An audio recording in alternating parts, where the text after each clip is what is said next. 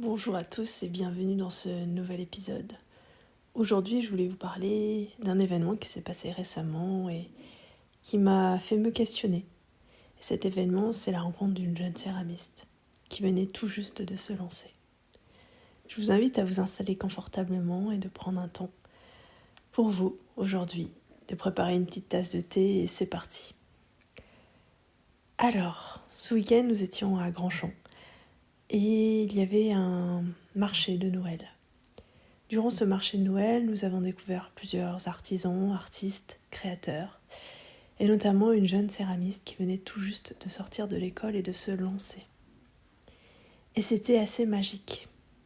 Elle avait un univers très coloré, elle avait une joie de vivre, elle était très souriante et cela semblait être ses premiers marchés de Noël. Elle avait une énergie qui était très solaire, malgré la pluie sous laquelle nous étions. Elle avait les yeux qui pétillaient, elle avait un regard vraiment de joie, d'envie, de découverte. Nous prenions le temps de discuter avec elle. De loin, j'avais déjà remarqué le stand de cette céramiste, très coloré. Et j'ai pu avoir la chance de lui acheter deux pièces, une tasse et un petit soliflore.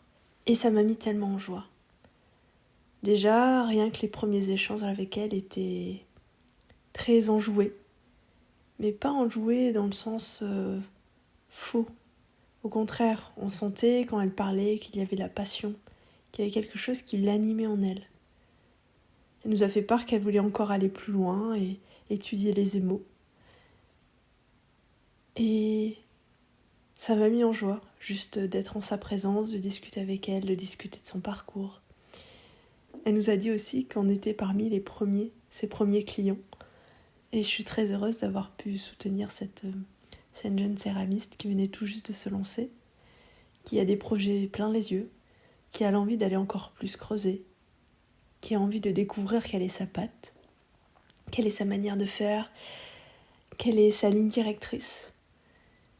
Et on sentait dans son regard et dans son énergie quelque chose de nouveau, de neuf, qui n'est pas encore abîmé quelque part par les échecs, et au contraire, qui a cet élan et cette joie, ce feu intérieur qui est tellement présent.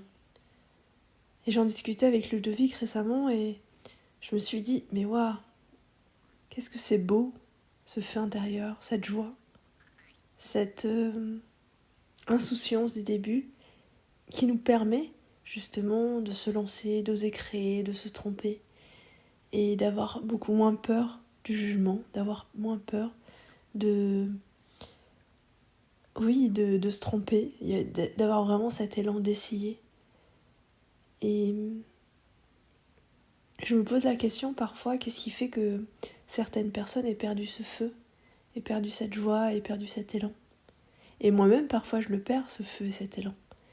Et je me suis dit, mais c'est quoi qui nous anime ? C'est quoi qui anime les personnes lorsqu'elles sont connectées à quelque chose, lorsqu'elles font quelque chose qui les anime, lorsqu'elles vont vers telle direction ? Et j'ai pas vraiment de réponse, justement. J'ai pas vraiment de réponse, mais je me dis, ça fait du bien. Et ça m'a tellement enseigné, cette rencontre, que ouais, j'ai envie de recreuser quel est ce feu en moi, quel est ce feu qui anime, qui m'a animée et qui continue de m'animer, mais quelle est cette légèreté, cette joie des débuts. Et c'est normal, parce que quand on commence, on n'a peut-être pas toutes les expériences qui ont suivi. Et c'est comme si le feu qui était tellement présent au début, il est encore intact. Il n'y a pas eu les jugements, ou en tout cas moins de jugements que si on avait eu tant d'expérience dans le domaine. Il n'y a peut-être pas eu autant de peur, de jugements, de croyances qui se sont mis en place. Comme si le feu, il était... à ses débuts, encore un peu fragile, mais tellement doux aussi, tellement en joie, qui ne demande qu'à s'épanouir encore plus. Mais parfois, les événements, les choses font que ce feu-là s'éteint, font que cette énergie de départ, cette insouciance, une fois ancrée dans la matière, est différente. Mais je me suis vraiment posé la question, qu'est-ce qui pourrait être fait pour que ce feu du début, ce feu qui nous met en mouvement, ce feu qui nous met en joie, dans le fait de lancer un projet, dans le fait d'ancrer dans la matière nos idées, dans le fait de concrétiser, dans le fait de s'associer avec d'autres, dans le fait de créer un projet ensemble, et même seul aussi parfois, puisse quand même continuer sur la durée à rester dans cette légèreté, dans cette joie, dans cette insouciance, sans pour autant se mettre à distance du concret de la matière, mais tout en restant les pieds bien ancrés, et à alimenter ce feu-là au lieu de l'étouffer après une critique, au lieu de l'étouffer après des peurs, au lieu de l'étouffer après une expérience, au lieu de l'étouffer après un échec. Et je remercie vraiment cette jeune céramiste, et elle n'en a peut-être pas conscience, mais c'est comme si chez moi ça avait rallumé quelque chose. Pas que mon feu était éteint, mais comme si ça me rappelait que la Théanie qui a débuté, les étoiles plein les yeux, elle existe toujours. Que cette Théanie qui a débuté, qui avait envie de tester énormément de choses, elle existe toujours. Elle n'est pas si formatée que ça, elle n'est pas si perdue que ça, elle n'est pas si enfermée dans une case ou dans une image qu'elle donne. Et ouais, ça m'a mis tellement en joie que je le pose ici, là. Je sais pas si ça parlera à d'autres. Mais quel est le feu ? Quel est le feu qui vous a permis de commencer à faire ce que vous aimiez ? Quel est le feu qui vous a mis en mouvement ? Est-ce qu'il est toujours présent ? Est-ce qu'il n'est plus là ? Est-ce qu'il est enfoui sous tout un tas de croyances, de peurs, d'expériences qui ont fait que progressivement, il est devenu de plus en plus petit, qu'il ne pouvait plus rayonner ? Est-ce qu'au contraire, vous avez alimenté ce feu avec de belles bûches, avec un cadre et un état d'esprit différent ? Et si j'avais une question pour vous, ça serait qu'est-ce que vous pourriez faire pour que ce feu, si ce feu vous l'avez perdu ou qu'il soit diminué, qu'est-ce que vous pourriez faire aujourd'hui ou dans les prochains jours pour remettre de la vie, pour remettre du mouvement, pour remettre de l'expérience, pour que ce feu puisse de nouveau crépiter, rayonner. Ce que j'aimerais vous partager aussi, c'est une question que je me pose souvent. C'est quoi l'intention derrière la forme ? C'est quoi l'intention derrière l'élan ? Quelle était l'intention première ? Par exemple, lorsque je me suis lancée en tant que thérapeute. Est-ce toujours la même ? Est-ce différent ? Et si oui, quelles sont mes nouvelles intentions ? Et quelles sont les intentions pour moi, pour cette année, pour mes projets, quelle que soit la forme qu'ils vont prendre ? Si on revenait à l'intention, il y a quelque chose de plus léger, il y a quelque chose de moins frustrant, si la manière dont on l'a imaginé ne se présente pas. Au contraire, si on revient à l'intention première, quelle que soit la forme, on est toujours en joie, on est toujours dans ce feu, dans cet élan. Et quand je dis intention première, alors je vais peut-être m'expliquer, c'est par exemple, si vous souhaitez être en contact avec les animaux, et ça je l'ai déjà donné par exemple comme exemple, il n'est pas nécessaire d'avoir un animal. Ça peut être lorsque vous gardez l'animal d'un ami, ça peut être lorsque vous allez aider dans des écuries.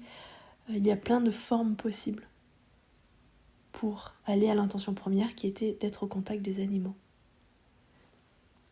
Et c'est ça en fait que j'essaye de vous expliquer, et même moi, c'est un bon rappel pour moi-même, parce que alimenter ce feu, revenir à l'intention première, sont des clés qui me paraissent tellement intéressantes, dans le sens où, au lieu de se perdre dans la forme, au lieu de se perdre dans l'image, au lieu de se perdre uniquement dans le comment, on revient à qu'est-ce qui m'anime ? Qu'est-ce qui me met en joie ? Quelle est ma véritable intention ? Et quelque part quelque chose de beau dans ça, parce que c'est comme si on revenait à l'essence derrière la forme. Et j'adore. J'adore parce que je me dis qu'il y a tellement de formes possibles. Et j'aime bien l'idée aussi de se laisser surprendre par la vie. On a tendance à vouloir contrôler la forme, à vouloir contrôler comment ça devrait être, à vouloir répliquer ce qu'on a vu ailleurs, à vouloir maîtriser, planifier. Oui, c'est bien de planifier. Je ne dis pas qu'il ne faut pas le faire, au contraire. C'est bien d'avoir un cadre dans lequel on se sent en sécurité, dans lequel on a justement cette liberté de pouvoir faire autrement. Mais ça reste dans ce cadre-là, dans ce cadre où on se sent suffisamment serein pour laisser place au vide et laisser place à de nouvelles choses qui peuvent émerger, à de nouvelles créations. Mais les créations ne viennent pas de la tête uniquement, dans le sens où le mental, il refait ce qu'il sait, il refait ce qu'il connaît, il refait ce qu'il a déjà vu. La créativité, ça vient du bas. La créativité, ça vient justement de ce vide, de cette notion de cet espace, ok, qui a certes des contraintes, c'est normal, on a des contraintes dans la matière, et c'est normal. Mais si on se sent suffisamment en sécurité, on a cette détente qui nous permet de nous mettre en mouvement, pas par la peur, pas par des croyances, mais simplement cet élan, cette envie de créer, cette envie de se remettre en mouvement, cette envie de, comme si j'allais dire, d'attraper quelque chose de nouveau. C'est un peu étrange ce que je dis, mais c'est comme si là je faisais le geste, que lorsqu'on est suffisamment posé, et parfois on peut aussi être très créatif lorsqu'il y a énormément de contraintes, on peut être aussi très créatif lorsqu'il y a un stress. Mais c'est pas la même créativité. J'ai du mal à l'expliquer là, mais il y a comme si cette notion de lorsqu'on se dépose, lorsqu'on est posé, on a une certaine forme de créativité. Alors que lorsqu'on est dans ce stress, dans des émotions fortes, on a un autre type de créativité et c'est tout aussi ok. Mais j'aime bien cette idée d'explorer depuis ce calme, sans avoir tout ce brouhaha mental. Qu'est-ce qui se passe lorsqu'on explore depuis ce calme, depuis ce vide, depuis cet élan premier? Et j'adore et je vous le souhaite de pouvoir y goûter. Et ouais, j'aimerais réellement, et je pense que moi les prochains jours aussi, je vais mettre en place de nouvelles choses, de nouvelles envies, revenir. Alors peut-être avant de mettre en place de nouvelles choses, peut-être de revenir à l'intention. Quelle est l'intention première? Où est-ce qu'il est mon feu à moi, mon feu intérieur? Et du coup c'est une question que je vous ai déjà posée, mais quelles sont vos envies, quelles sont vos intentions premières, au-delà des formes? Et comment est-ce que vous vous sentez lorsque vous revenez à cette intention première? Est-ce que le feu est toujours là? Ou bien est-ce que le feu est allé ailleurs? C'est vraiment très intéressant et je vous souhaite d'explorer ça. Merci d'être arrivé jusqu'au bout. Je ne sais pas si aujourd'hui j'ai été très claire, mais quelque chose en moi qui se met en joie lorsque je vous partage ça et ça me fait tellement plaisir. Et ouais, j'espère qu'en vous, ce feu est toujours présent, qui vous anime, qui vous permettent d'aller dans les directions qui vous parlent, qui vous permettent de vous reconnecter à vous et de savoir qui vous êtes. Et voilà. Merci d'être arrivé jusqu'au bout et je vous dis à bientôt. Au revoir.